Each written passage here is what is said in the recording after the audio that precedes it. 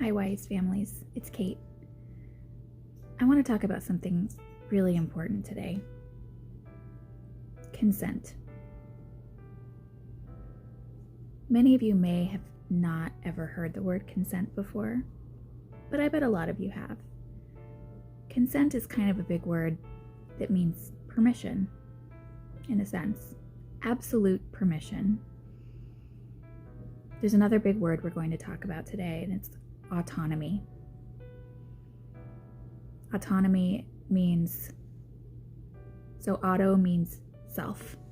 So autonomy is all about yourself and being able to make decisions for yourself. So let's get into it. Consent goes two ways. You have to give consent, and you have to be able to receive consent.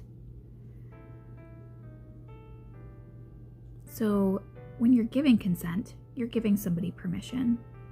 When you receive consent, somebody else is giving you permission. A really good way to look at this is having a play date with a friend. Say that friend comes over and wants to play with a toy that's yours. And they ask, and you say yes. You have consented to letting that person play with your toy. If they come over another day, say next week they come over and want to play with that toy again, but you're playing with that toy and you don't want anybody else to play with that toy, or maybe you are just feeling really attached to that toy that day and you don't want anybody else to touch it, you can say no. That's you not giving consent. And your friend has to not play with that toy because you didn't give explicit 100% permission.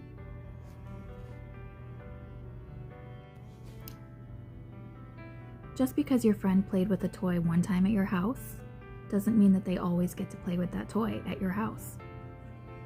That's the way it works.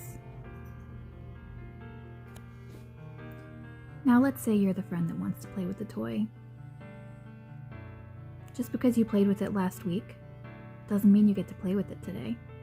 It's not your toy. You don't get to decide. So if you ask and your friend says yes, great, you get to play with that toy. But if you ask and your friend says no, then the only thing you can do at that point is say, okay, I'll play with something else. Or maybe another time I can play with that toy again. You never, ever, ever, ever have to give consent to something that you don't want to give consent for. Ever. If you don't want a hug from your grandma, you can say no. If you don't want to sit on somebody's lap, you can say no. Once you say no, that should be the end of it. The other person should say okay, and if they don't, you should go talk to somebody that you trust. Okay, let's talk about that toy again. Another thing to remember is if you say, yeah, you can play with that toy, and then a couple minutes later, you think, actually, I really want my toy back. I really want to play with that toy myself. That's your right to do that. And it's your toy. And your friend should give it back. Your friend should stop playing with that toy because it's your toy. Now remember that other big word, autonomy. This is very important to remember. You are the only person in control of your body. You control your body.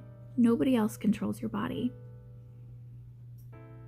Get comfortable saying no when you don't want somebody to touch your body.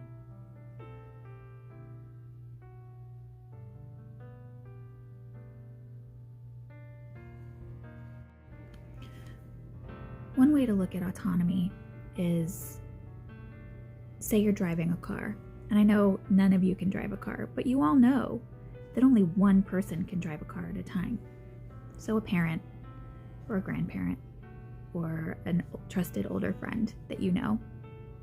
You've seen them drive cars before, and they're the only person that has access to the gas pedal and the brake pedal. So they can make the car go, and they can make the car stop. And that would be like you with your body. You are the only person in control of your body. You get to decide whether to go or to stop. If you have any questions at all about consent or autonomy, I hope you feel comfortable asking somebody that you trust. You are strong. You are brave. You are important. You are you, and nobody else can tell you what to do with your body. Go in peace. Until next time.